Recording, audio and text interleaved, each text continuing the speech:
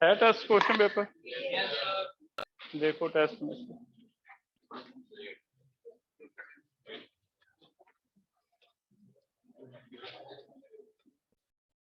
Ziggler नाटा कहीं पढ़ा था एप्लीकेशन में, कहीं बुकलेट में लिखा हो? लिखा हुआ था, चेक करो, पॉलीमराइजेशन में लिखा होगा।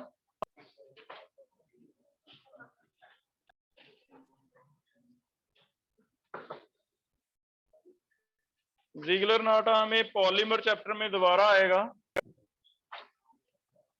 ज़िगलर नाटा एक कैटलिस्ट है जो पॉलीमराइजेशन ऑफ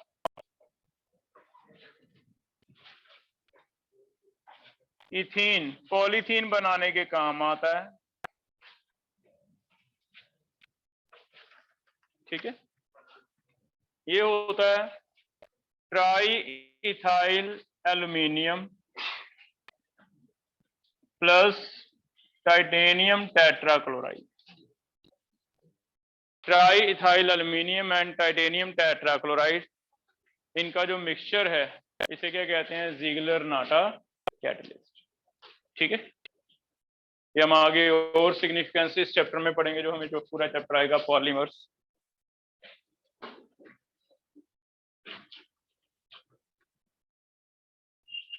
और कोई देखो 34, उससे पहले कोई डाउट है? 34 से 34, सिल्वर ऑक्जेलेट के साथ बेटा सिस वाला रिएक्ट कर सकता है, क्योंकि रिंग बनाने के लिए अगर ऑक्जेलेट लगेगा तो रिंग एक ही साइड पे लग सकती है, आपको पता है। तो इससे हम सिस और ट्रांस में पहचान भी कर सकते हैं। हमने किया था भी रिंग आमने सामने नहीं आ सकती 180 का एंगल, तो उस बेस पे क्वेश्चन था कि अगर रिंग बनेगी तो सिर्फ सिस वाले की बनेगी, ट्रांस वाले की बनेगी नहीं। ठीक है, तो इसे आप सिस और ट्रांस में पहचान करने के लिए भी यूज कर सकते हो, सिस है या ट्रांस है। अगर सिल्वर ऑक्जेलेट डालने से कंपाउंड बन गया ऑक्जेलेट हो, फिर तो वो सिस है, नहीं बना तो ट्रांस है। और कोई?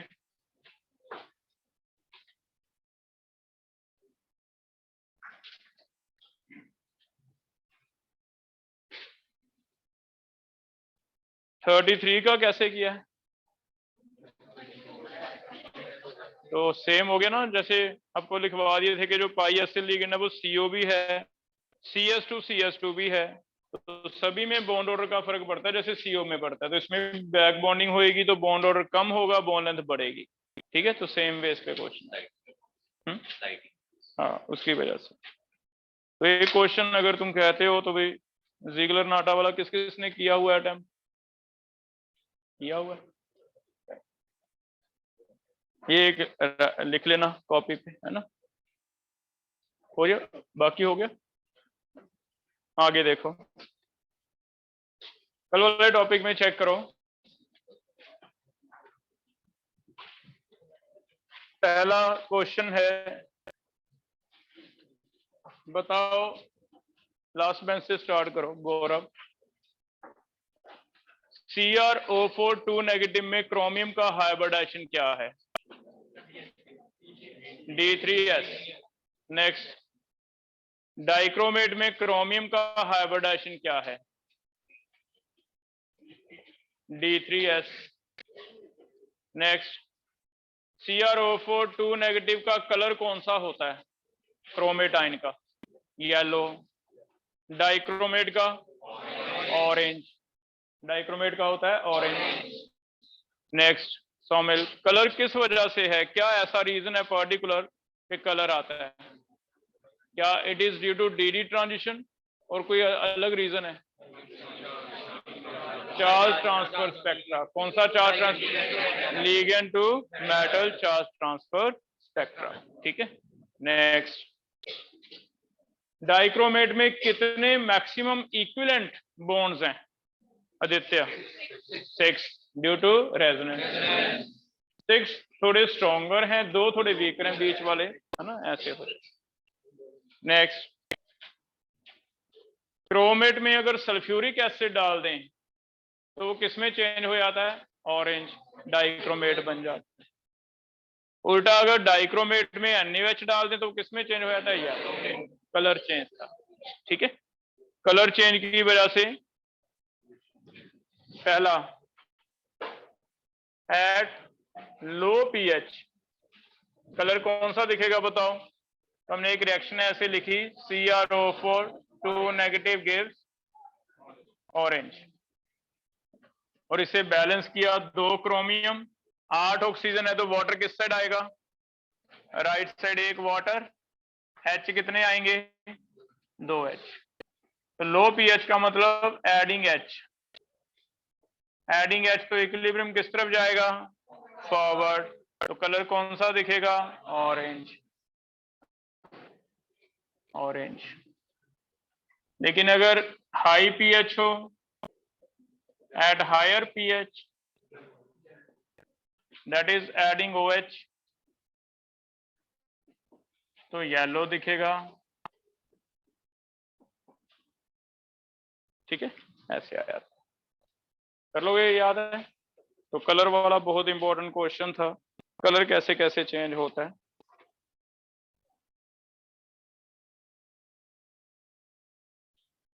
ये कलर इसका आगे जितना पीएच कम करते जाओगे, अगर और H डाल देंगे तो हमने देखा ये ऑरेंज रेड हो जाता है,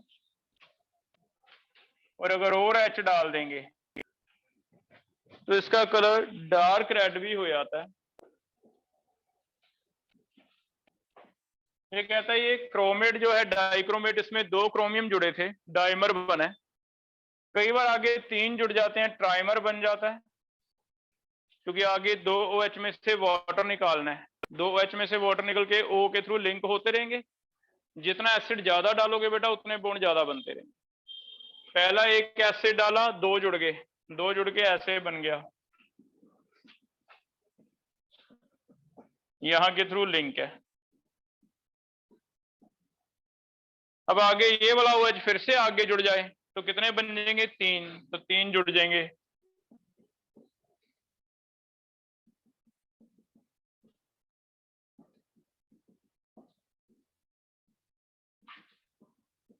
तो ट्राइमर बन जाता है, जिससे कलर थोड़ा सा चेंज हो गया, क्या हो गया, ऑरेंज रेड। फाइनली हमने 4 भी जुड़ते हुए देखे हैं, टेट्रामर भी बना है, टेट्रामर से कौन सा बन जाता है, डार्क रेड। इसलिए इसका जो कलर है वो ऑरेंज से लेके रेड तक चेंज हो जाता है।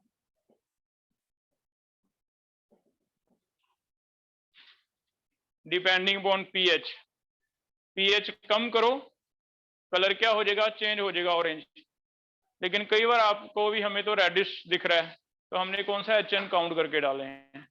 जितने HN ज्यादा डालते जाओगे उतना कलर आपका ऑरेंज से किस तरफ जाता जाएगा, रेड की तरफ। 3 जुड़ गए तो ऑरेंज रेड, 4 जुड़ गए तो डार्क रेड भी हो सकता है। ठीक है, तो कलर में फर्दर अगर आ जाए तो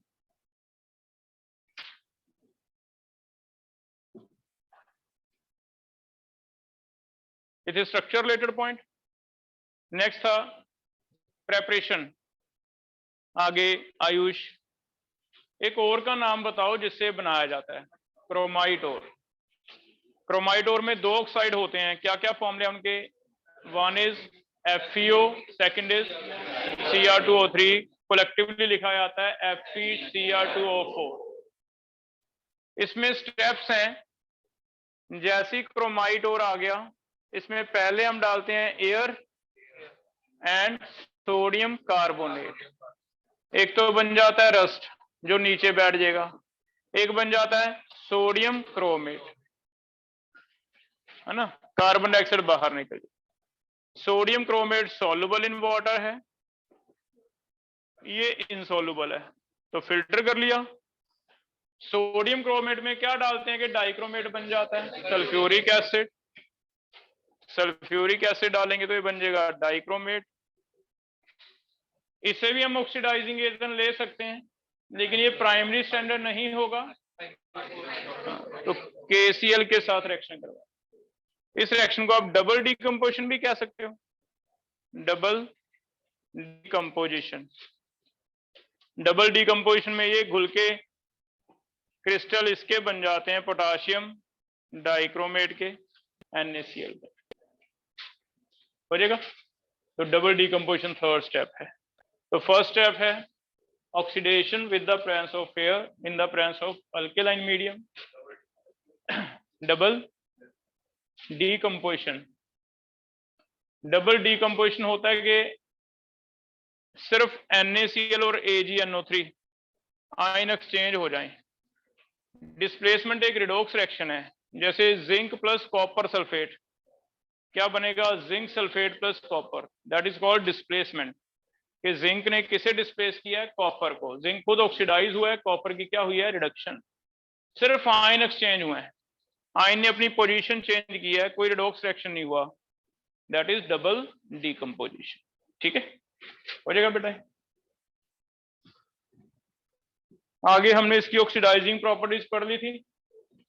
किस किस को ऑक्सीडाइज लिखा हमने? फेरस को फेरिक में, H2S को सल्फर में, I नेगेटिव को आयोडीन में, और इसको SN2 पॉजिटिव को SN4। ठीक है, इसमें आगे बिना NCERT के इंपॉर्टेंट ऐड करो। जो I नेगेटिव है वो Br और I के लिए सेम है, Br है तो ब्रोमीन, I है तो आयोडीन। लेकिन अगर क्लोराइड नेगेटिव है तो क्लोराइड नेगेटिव के साथ एक अलग से कंपाउंड बनता है जिसे कहते हैं क्रोमाइल क्लोराइड। Chromyl chloride. और अगर HCl है तो बनेगा क्लोरीन। इट मींस कोई सॉल्ट है क्लोराइड का तो फिर तो बनता है क्रोमाइल क्लोराइड, फिर क्लोरीन नहीं बनता। हाँ, HCl है, कोवलेंट कंपाउंड है, तो फिर क्या बनता है? क्लोरीन। फ्लोराइड को ऑक्सीडाइज मेरे ख्याल में करवा ही नहीं पाएगा क्योंकि फ्लोरीन का मैक्सिमम है इलेक्ट्रोनेगेटिविटी, तो फिर सभी को एक जैसा नहीं ट्रीट करता। I और Br को I2 Br2 में कर देता है। Cl नेगेटिव को बनता है CrO2 Cl2, क्रोमाइल क्लोराइड। इसका हम आगे टेस्ट भी लिख रहे हैं, क्रोमाइल क्लोराइड। और लास्ट अगर HCl है तो क्लोरीन बने, तो बहुत फर्क पड़ जाएगा, है ना। ठीक है, आगे कंटिन्यू कर रहे हैं। नेक्स्ट कुछ क्वेश्चन पहले कर रहे हैं, इसके क्वेश्चन बना के लिख लो, वैसे यूज में आ जाएगा ये। पहला क्वेश्चन है,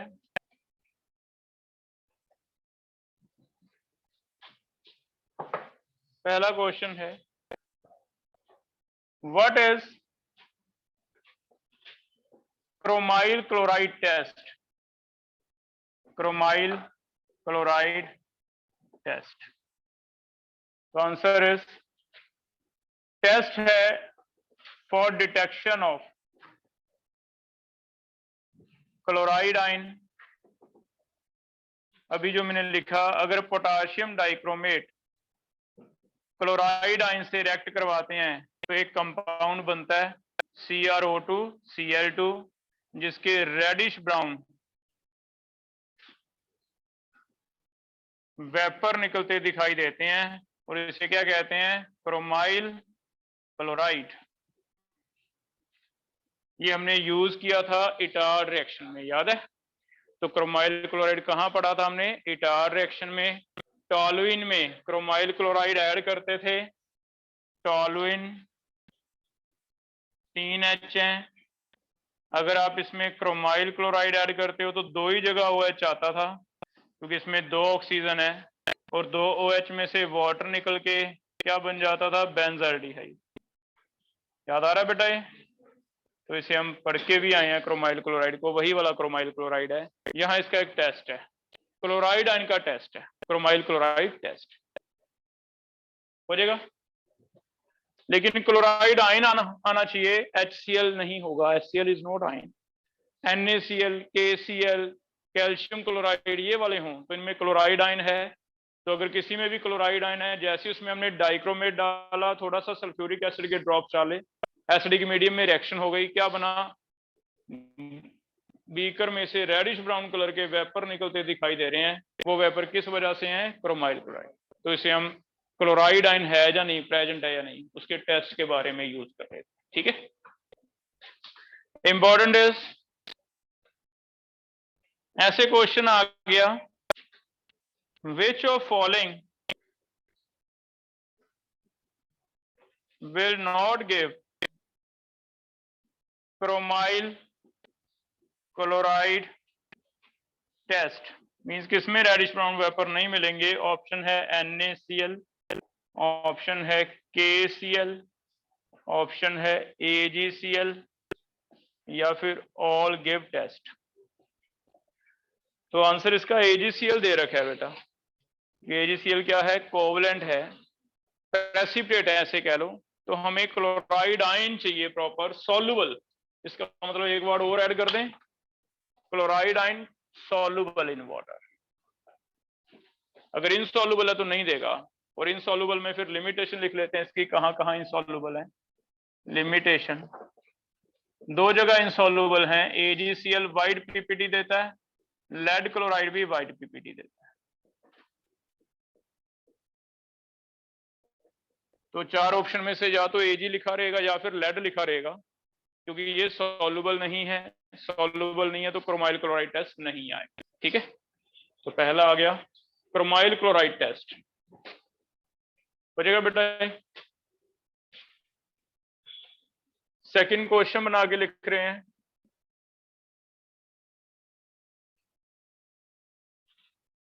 क्रोमाइल क्लोराइड रिलेट हो गया, हमने कहां पढ़ा था, एल्डिहाइड में। नेम रिएक्शन था ये कोई, इटार reaction.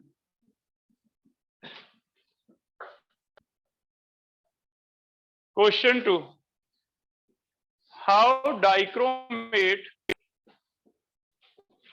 is used to test for drunkard drivers। Drinking का जो चेक करते हैं टेस्ट, तो कोई ड्रिंक करके ड्राइव कर रहा है या नहीं, है ना, तो उसमें भी यही वाला केमिस्ट्री यूज होता है। एक सॉल्यूशन होता है जिसमें पोटाशियम डाइक्रोमेट डला रहता है, और जो भी टेस्ट करना है उसको इसमें ब्लो करने को कहा जाता है। जैसी वो ब्लो करेगा, तो अगर उसकी ड्रिंकिंग एक पर्टिकुलर कंसंट्रेशन से ज्यादा की होएगी तो उसमें इथेनॉल के वेपर्स होंगे, और इथेनॉल के साथ ये रिएक्ट कर जाता है पोटाशियम डाइक्रोमेट। इथेनॉल को ऑक्सीडाइजिंग एजेंट याद करो, प्राइमरी अल्कोहल को KMnO4 डाइक्रोमेट किस में कन्वर्ट कर देते थे, एसिड में। स्पेशली एल्डिहाइड तक रोकने के लिए एक रेजन था PCC, याद आया। तो ये इसे एसिड में कन्वर्ट कर देगा, लेकिन टेस्ट इससे नहीं आता, टेस्ट इससे खुद से आता है। ये काफी टाइट्रेशन में सेल्फ इंडिकेटर होगा। सेल्फ इंडिकेटर का मतलब ये है कि खुद ही टाइट्रेशन में इंडिकेटर का काम कर सकता है, क्योंकि इसका खुद का कलर होता है ऑरेंज, और जो इससे बनता है बेटा वो क्रोमियम सल्फेट बनता है। जल्दी हम एसिडिक मीडियम लेते हैं थोड़ा सा। क्रोमियम सल्फेट में क्रोमियम 3 पॉजिटिव याद रखो, जिसका कलर ग्रीन होता है। तो क्रोमियम 3 पॉजिटिव का कलर क्या बन जाता है, ग्रीन। ठीक है, तो अगर आपका वो जो सोल्यूशन है ऑरेंज कलर का ग्रीन में कन्वर्ट हो गया, इट मीन चलान कटेगा। तो ये ड्रिंकिंग ड्राइवर्स के लिए टेस्ट होता है, नॉर्मल हम कैरियर हो जाएगा बेटा। तो हमें आएगा केमिस्ट्री क्या है, तो आप कहोगे orange colour changes to green, alcohol को ऑक्सीडाइज कर देता है किसमें, एसिटिक एसिड। कर लोगे। नेक्स्ट थर्ड क्वेश्चन बना के लिखो,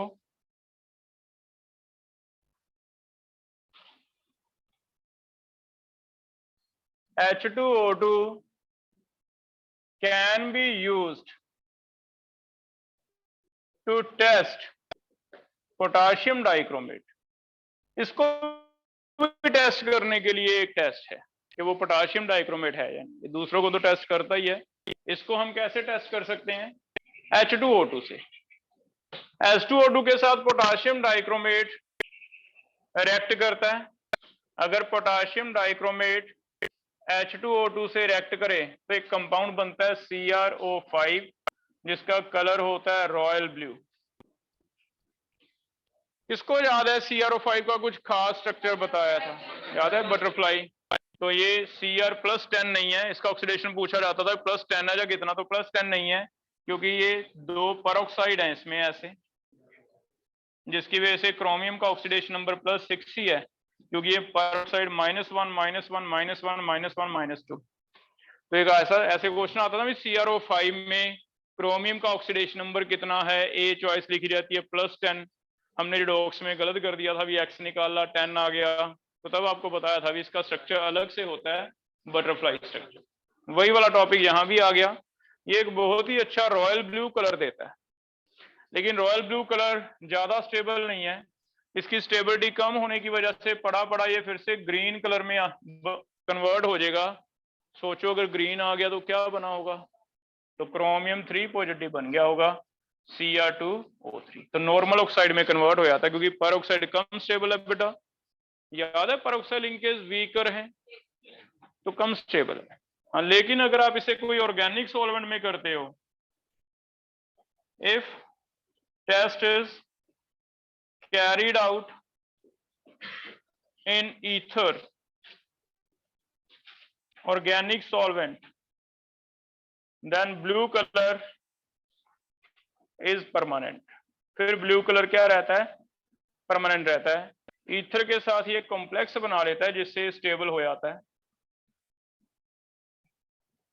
यहां जो ईथर है वो लीगन की तरह काम करेगा और कॉम्प्लेक्स बन जाता है, क्योंकि ये डीकम्पोज नहीं हो रहा, आगे स्टेबल हो गया, तो फिर इसका कलर क्या रहेगा? ब्लू। तो ये परमानेंट होता है। तो दो चीजें आ गई। अगर आप इसका H2O2 से रिएक्ट करवाते हो एक्वस मीडियम में, तब तो आपका कलर ब्लू आएगा, that will change to finally green. लेकिन अगर ये टेस्ट करवाते हो ईथर में, तो फिर ये क्या होगा? परमानेंट ब्लू होगा। क्या रीजन है? जो CrO5 है वो वैसे तो डीकम्पोज हो जाता है Cr2O3 में, लेकिन ईथर के साथ उसका एक कॉम्प्लेक्स कोऑर्डिनेशन कॉम्प्लेक्स बन जाता है, जिसकी वजह से ये कॉम्प्लेक्स क्या हो जाता है? स्टेबल। तो ऐसे रॉयल ब्लू कलर है। ठीक है, तो तीनों क्वेश्चन अलग से याद रखने हैं, क्रोमाइल क्लोराइड और ये। ठीक है,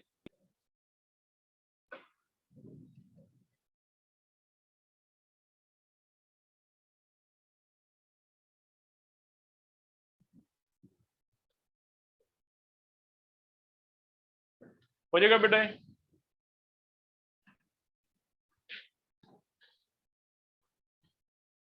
लास्ट इसके यूज देखो क्या क्या होंगे, यूज लिखो। एनसीईआरटी है किसी के पास?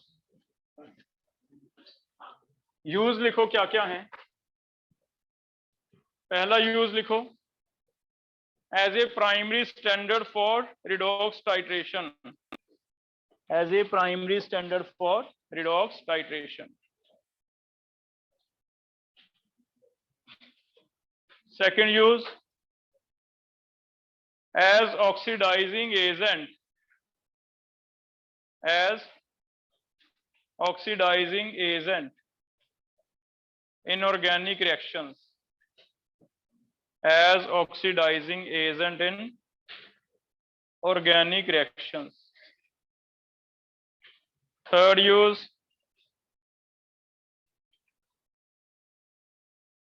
क्या हो सकता है?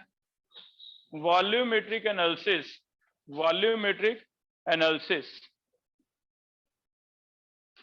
Volumetric analysis means titrations. किसी की कंसंट्रेशन पता करने को क्या कहते हैं? Volumetric analysis.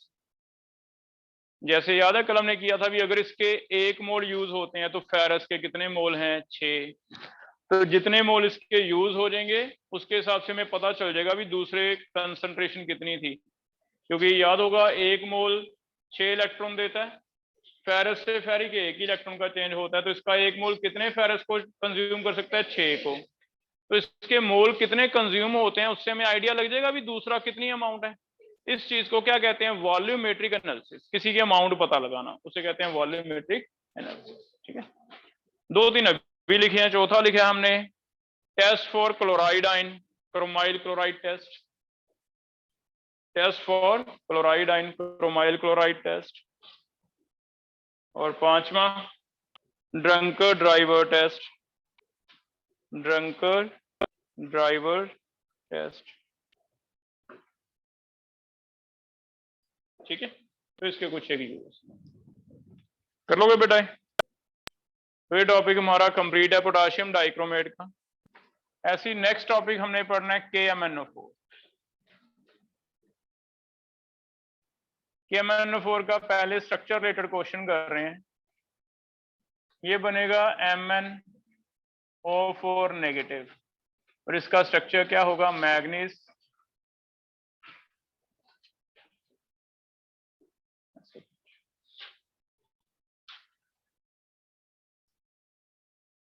ठीक है। ये इसका स्ट्रक्चर है। स्ट्रक्चर देख के बताओ। पहले निकालते हैं हाइब्रिडाइजेशन, स्ट्रक्चर टेट्राहेड्रल। हाइब्रिडाइजेशन फिर से चेक करना, नंबर ऑफ सिग्मा कितने हैं, 3 पाई हैं, 4 सिग्मा। हमें सिर्फ सिग्मा लेने होते हैं, 1 2 3 4 लिख दें। 4 सिग्मा, 4 सिग्मा है तो 4 सिग्मा मींस sp3, लेकिन सेम चीज है, क्या लिखा होगा, D3S, तो ज्यादा बेटर।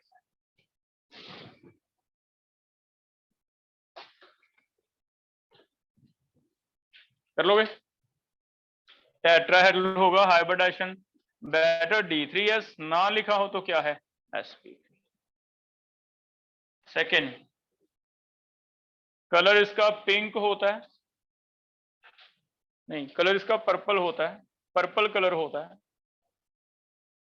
लेकिन कलर फिर से Mn अगर देखें 7 पॉजिटिव है तो D 0 है, तो कलर किस वजह से आता है, ligand to metal charge transfer spectrum, ligand to metal charge transfer spectrum,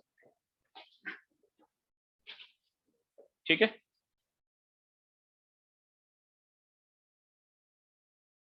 next पढ़ रहे हैं इसकी preparation.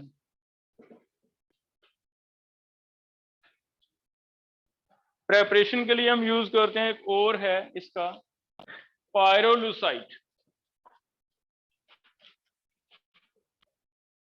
Pyrolusite MnO2। Pyrolusite name है, तो 2 नेम और के यहां से क्वेश्चन पूछेगा मेटलर्जी में, तो वहां में रिलेट करने पड़ेंगे दोनों, क्योंकि ओर्स वाला मेटलर्जी हम एक अलग अलग से चैप्टर है, लेकिन वहां 2 चीजें, क्रोमाइट और पायरोलुसाइट, 2 को हम साथ में लेके चलेंगे, ठीक है। पायरोलुसाइट से बनता है, और कैसे बनता है, क्या क्या स्टेप्स हैं। स्टेप 1, सबसे पहले जो पायरोलुसाइट है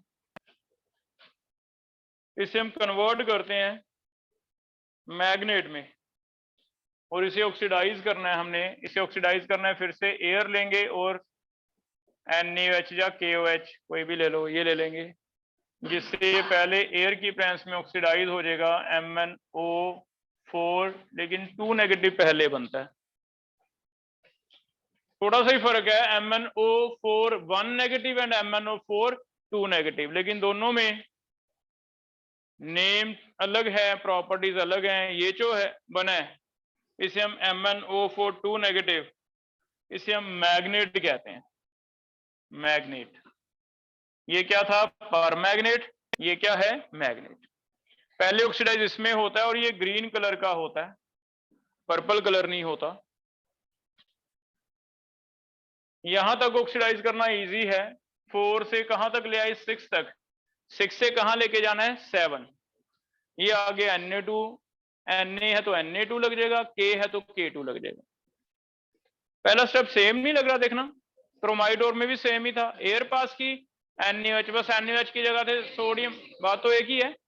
हम ऐसे याद कर सकते हैं भी दोनों में अल्केलाइन मीडियम चाहिए और एयर पास करनी है, दोनों में पहला स्टेप सेम है, अल्केलाइन मीडियम चाहिए, एयर पास करनी है, एयर से ऑक्सीडेशन होगी, ये हो गया। सेकंड स्टेप है फर्दर ऑक्सीडेशन है, स्टेप 2, MnO4 2 नेगेटिव से फर्दर ऑक्सीडाइज करवा के क्या बनाना है, MnO4 negative, it means oxidation करवानी है। और ये ऑक्सीडेशन करवाने के लिए हमारे पास अलग अलग रेजेंट हैं।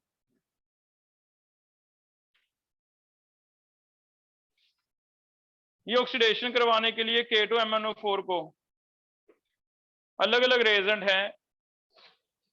दो तरह की ऑक्सीडेशन होती है, या तो केमिकल ऑक्सीडेशन, केमिकल ऑक्सीडेशन में आप क्लोरीन ले सकते हो या ओजोन ले सकते हो, ये दोनों ऑक्सीडाइजिंग एजेंट रहेंगे। ये ऑक्सीडाइजिंग एजेंट खुद क्या हो जाएंगे, रिड्यूस, क्लोरीन का क्लोरीन नेगेटिव बन जाएगा, क्लोरीन नेगेटिव बन जाएगा, इसका ऑक्सीडेशन करवा देगा, O3 से O2 बन। ठीक है, तो पहला तो केमिकल ऑक्सीडेशन करवा सकते हो, मींस आप सीधा ऐसे लिख सकते हो कि MnO4 नेगेटिव क्लोरीन के साथ अगर रिएक्ट करता है, ये बन जाएगा MnO4 1 negative plus chloride. Chemical के साथ ऑक्सीडेशन, क्लोरीन पास करके, या ओजोन एक बढ़िया ऑक्सीडाइजिंग एजेंट है क्योंकि नेसेंट ऑक्सीजन देता है, नेसेंट ऑक्सीजन से क्या करवा दोगे, ऑक्सीडेशन।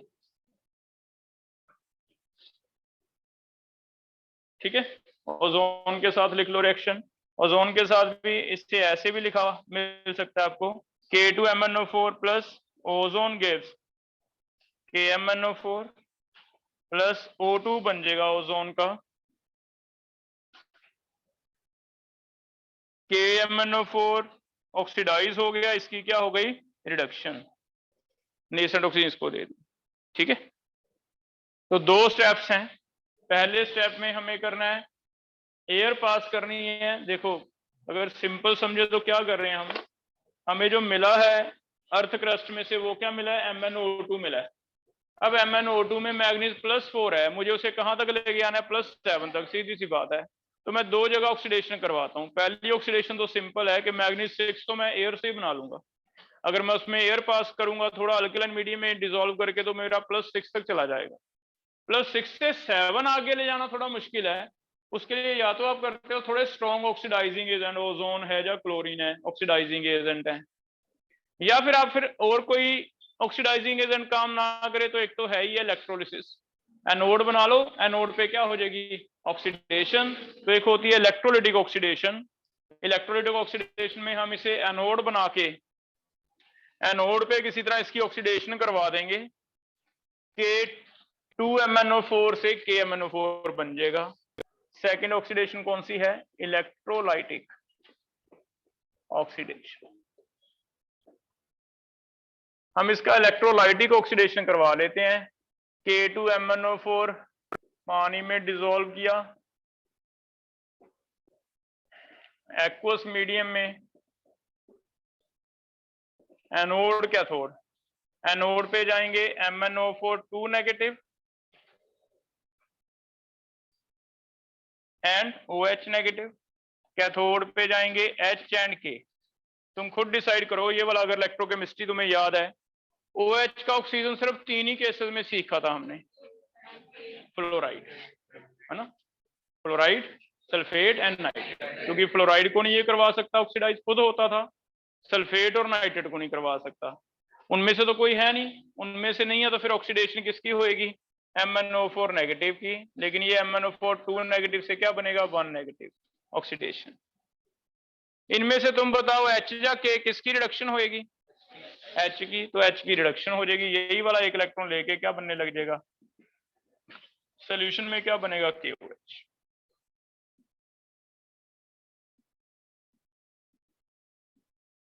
ठीक है, तो हमारे पास दो ऑप्शंस हैं, या तो हम केमिकली कोई बहुत ज्यादा प्योरिफिकेशन से हमें लिंक नहीं है, केमिकल का मतलब है कि चलो 100% ऑक्सीडाइज नहीं होगा, 70-80 हो जाएगा, काम चल जाता है।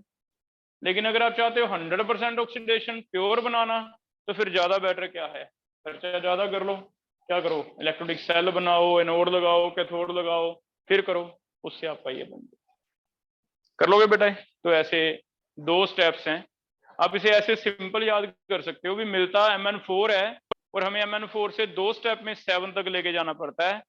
पहले 4 से 6 बना लेते हैं, वो तो एयर पास करके बन जाएगा। 6 से 7 बनाते हैं तो वो या तो ऑक्सीडाइजिंग एजेंट है क्लोरीन एंड ओजोन, या फिर एनोड कैथोड बना के करवाना पड़ता है, ऐसे याद कर, हो जाएगा बेटा, क्लियर है।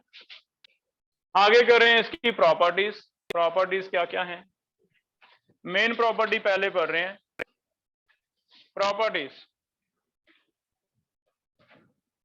प्रॉपर्टी में मेन प्रॉपर्टी इसकी ऑक्सीडाइजिंग एजेंट।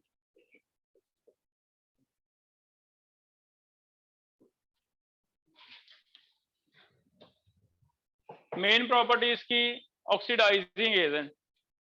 ऑक्सीडेशन रिएक्शन में इसमें ज्यादा चांसेस हैं क्वेश्चन पूछने के, जैसे K2Cr2O7 में और चीजें भी बहुत सारी थी, मैंने क्वेश्चन कई लिखवा दिए।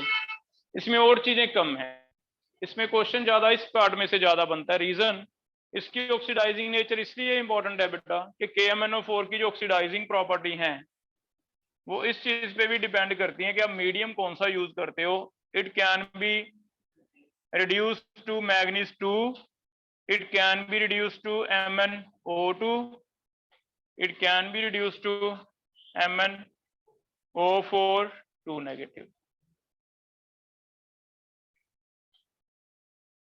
ठीक है, तो KMnO4 का 3 तरह का ऑक्सीडेशन। आप मुझे इलेक्ट्रॉन बताओ कितने कितने चेंज हुए हैं KMnO4 में? 5 3 1 हुए। पहले में +7 है, +7 से क्या बनता है 2, तो कितने इलेक्ट्रॉन का चेंज कर रहा है? 5 का। लेकिन ये तब होगा अगर आप मीडियम एसिडिक लेते हो, और ये एक बेस्ट एग्जांपल है। ये चीज माइंड में लाने के लिए भी रिडॉक्स रिएक्शन में आपको 2 अलग अलग मीडियम क्यों दिए जाते थे? कभी कहता था इसे एसिडिक मीडियम में बैलेंस करो, कभी इसे बेसिक में। रीजन, जब किसी सब्सटेंस की ऑक्सीडेशन या रिडक्शन होती है तो जो प्रोडक्ट बनता है काफी बार वो इस चीज पे भी डिपेंड करता है कि पीएच क्या थी, एसिडिक मीडियम था या बेसिक मीडियम। जैसे जिंक की अगर बात करें, जिंक ऑक्सीडाइज होके जिंक 2 पॉजिटिव आयन बन जाते हैं, पानी में डिसॉल्व हो जाएंगे, वो बनता है एसिडिक मीडियम में, जिंक सल्फेट बने या जिंक क्लोराइड। लेकिन बेसिक में ये सॉलिड बन जाता है ZnO, बेसिक मीडियम में जब बना Zn2 पॉजिटिव लेकिन सॉलिड बन गया। तो ऐसे रिडॉक्स रिएक्शन फिर हमें बताया जाता था भी एसिडिक मीडियम में करें या बेसिक। बहुत जगह फर्क नहीं भी पड़ता, लेकिन 100 में से 10 जगह भी अगर फर्क पड़ता है तो हमने फिर अलग अलग मीडियम बना रखे हैं। तो यहाँ वही चीज है, एसिडिक मीडियम में ये है, ये वैसे तो लिखा रहता है न्यूट्रल, ये लिखा रहता है अल्केलाइन, लेकिन कई बार आप मान के चलो वीकली अल्केलाइन लिखा हो तो वो ये वाला होगा, स्ट्रॉन्गली अल्केलाइन लिखा हो तो ये वाला। तो यहां 3 इलेक्ट्रॉन का चेंज होगा, चेक करो, यहां 1 इलेक्ट्रॉन का चेंज होगा। इसका मतलब जैसे मैंने बताया कि क्वेश्चनों में जो बैलेंसिंग है हमारी, जिसके बेस पे क्रॉस मल्टीप्लाई के बाद हम क्वेश्चन करते थे, कल सिंपल क्वेश्चन था भी इतने मोल डाइक्रोमेट के कितने मोल फेरस को ऑक्सीडाइज करेंगे, सिंपल है। लेकिन इसमें कितने मोल KMnO4 के आगे मीडियम जरूर पढ़ना है। Is it acidic medium, is it weak alkaline, या न्यूट्रल, या स्ट्रॉन्ग अल्केलाइन, फिर ही आप कर पाओगे, बैलेंसिंग करोगे, फिर ही आप रिएक्शन का क्वेश्चन का आंसर दे पाओगे। इसलिए मैंने बताया कि ये वाला 3 गुना ज्यादा इंपॉर्टेंस होगी कि उसमें 3 अलग अलग चीजें हैं, तो क्वेश्चन कैसे करें। ठीक है, हो जाएगा। क्वेश्चन सिमिलर है। अगर बात करें ऑक्सीडेशन की तो एनसीईआरटी में देख लेते हैं कौन कौन सी रिएक्शनें लिखी हैं। वैसे पहला सिंपल है कि बताओ फेरस को किस में ऑक्सीडाइज करेगा? फेरिक में। तो पहला लिख लो, ऑक्सीडेशन किसे किस में करता है? पहला है it oxidise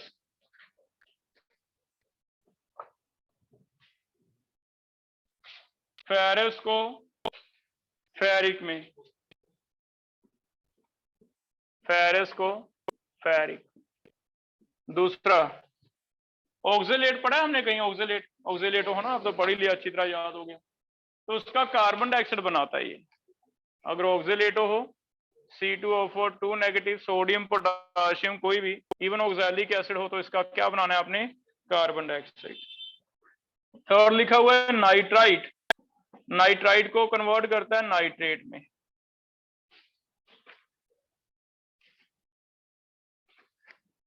I negative, I negative को कन्वर्ट करता है आयोडीन में।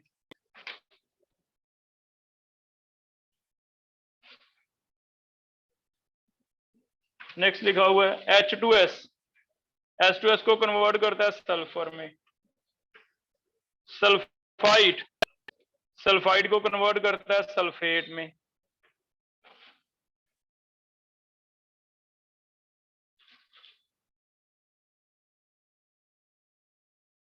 ये याद करना है, ठीक है। Very important is in neutral या वीकली अल्केलाइन, उसमें बाकी चीजें तो सेम ही है, एक दो चीजें जो अलग हैं। एक तो आई नेगेटिव का मेन क्वेश्चन आएगा, ये आई नेगेटिव को IO3 में कन्वर्ट करता है, ये याद रखने वाला क्वेश्चन है कि आई नेगेटिव के दो अलग अलग ऑक्सीडेशन है। अगर आई नेगेटिव को एसिडिक वाला करेगा फिर तो करेगा I2 में, लेकिन अगर फेंट या वीक अल्केलाइन वाला करेगा तो क्या करेगा IO3 में। तो ये मैक्सिमम टाइम पूछा गया है हमें, जो आपको मिलेगा, है ना। तो एक तो ये मेन याद रखने वाला है। दूसरी इसकी रिएक्शन लिखी हुई है H2O3 2 नेगेटिव को सल्फेट में, थायोसल्फेट को किस में कन्वर्ट करता है, सल्फेट। तो एनसीईआरटी में से उठाए हैं बेटा, आपका कोई एक रह जाए तो एनसीईआरटी में से चेक कर लेना, एक बार मैच कर लेना, ठीक है। तो इसके रिएक्शंस हैं।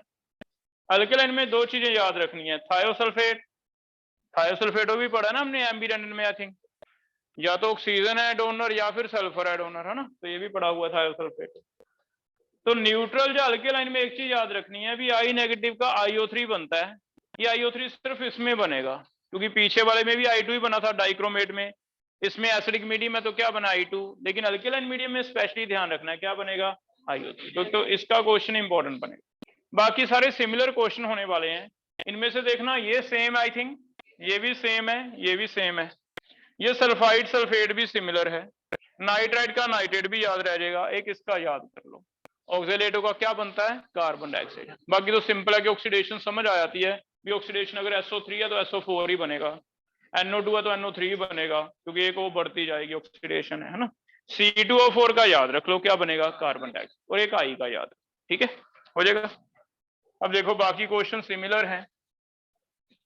अगर आपको कहता है, पहला क्वेश्चन करके देखते हैं, 5 मोल्स हैं KMnO4 के, will oxidize dash moles of oxalato to carbon dioxide may or may not be given, आपको खुद ही याद रखना है।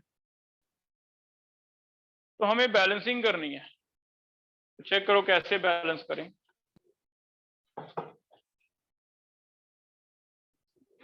रिएक्शन लिख रहे हैं, सबसे पहले इन एसिडिक मीडियम लिखा जाएगा, नहीं तो अंडरस्टूड है कौन सा मीडियम, एसिडिक। एसिडिक वाला अंडरस्टूड कर सकते हो आप, अल्केलाइन अंडरस्टूड नहीं करना, वो लिखा तब अल्केलाइन है, ठीक है। लिखते हैं रिएक्शन KMnO4 में से हम सिर्फ MnO4 की बात करेंगे, साथ में रिएक्शन किसके साथ लिखना है, C2O4 2 नेगेटिव।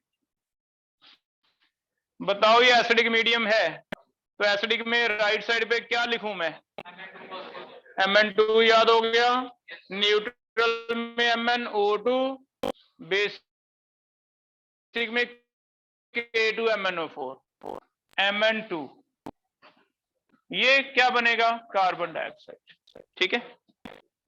क्या इसका ऑक्सीडेशन नंबर 7 लिख सकता हूं मैं, चेक करो, X -8 इज इक्वल टू -1। बताओ क्या X 7 आ रहा है बेटा, तो X आ रहा है +7, 7 से 2 चेक करो, कौन बताएगा क्या हो रहा है, रिडक्शन बाय 5, तो ये हो रहा है रिडक्शन बाय 5। यहां कार्बन का 3 आना चाहिए मेरे ख्याल में, क्योंकि 2x -8 इज इक्वल टू -2 है, तो 2x 6 है, इट मींस x कितना आ रहा है, 3 आ रहा है। अगर ये 3 आ रहा है तो 3 से 4, ऑक्सीडेशन बाय 2 समझ आ रहा है क्यों है, 1 into 2, कोई बताओ क्यों है 2, 2 कार्बन, तो 2 कार्बन हो गया। ये क्रॉस मल्टीप्लाई कर दो, इसके आगे कितना लगाएं, 2, इसके आगे 5 हो जाएगा। आगे अगर कहता है कर दोगे एसिडिक मीडियम में बैलेंस। हमें क्वेश्चन कैसे सॉल्व करना है, यहां पे लिख दिया MnO4 नेगेटिव, यहां लिख दिया C2O4 2 नेगेटिव। बताओ नीचे क्वेश्चन क्या क्या आ रहे हैं, 2 और 5, तो इसके नीचे कितना लिखेंगे 2 और इसके नीचे कितना लिखेंगे 5। यहां तक चेक करो, ये बेसिक है ना सबके, कल जो किए थे क्वेश्चन वो भी ऐसे ही लिखते थे। अब तुम न्यूमेरिकल पढ़ो और चेक करो किसके नीचे मुझे x लिख लेना चाहिए, C2O4 के नीचे x, क्योंकि पूछा जा रहा है C2O4, तो इसके नीचे तो लिखेंगे x, और दूसरी ओर क्या लिख लें 5 लिख लें। करो ट्राई, कितने, तो ऐसे क्वेश्चन कर लेंगे। 12.5 25 2x के लिए आ गया, 25x के लिए कितना आ जाएगा, ऐसे कर लोगे बेटा, कोई डाउट है इसमें, क्लियर है यहां तक, एक और दे दूं ऐसा, ट्राई करो।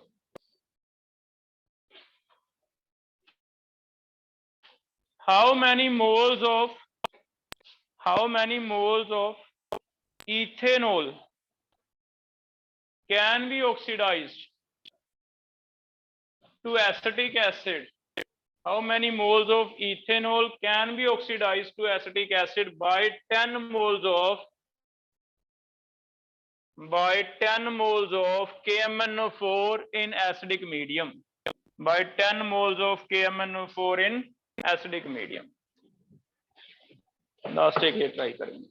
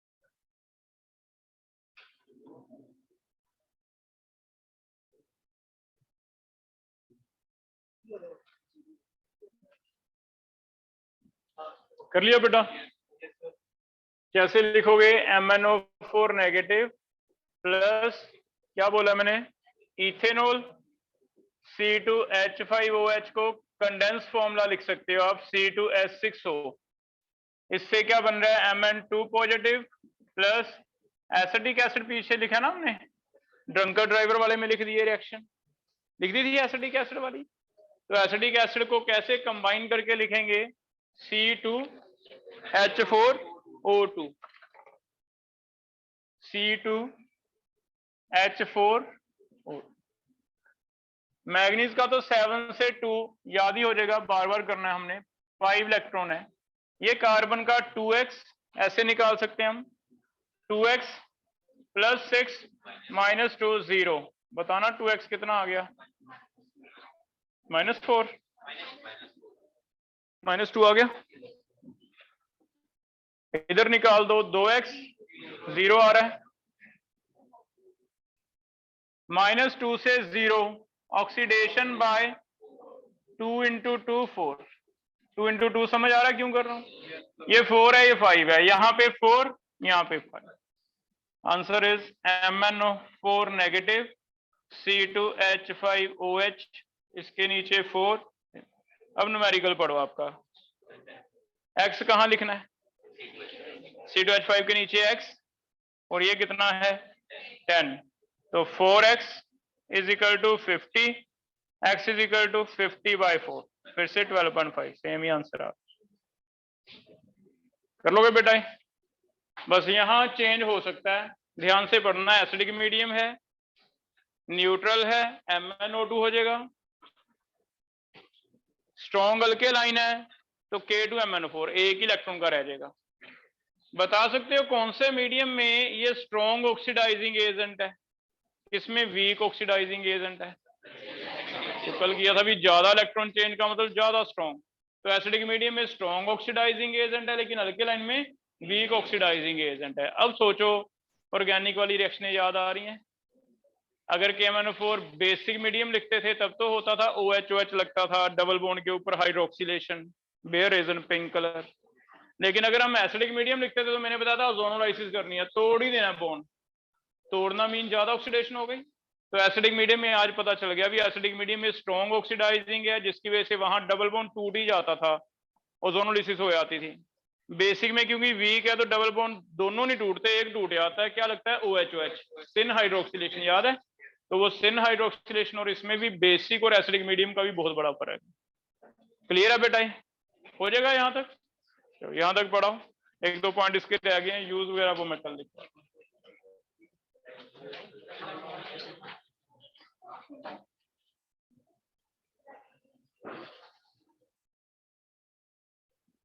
कोई डाउट है बेटा ऑनलाइन में?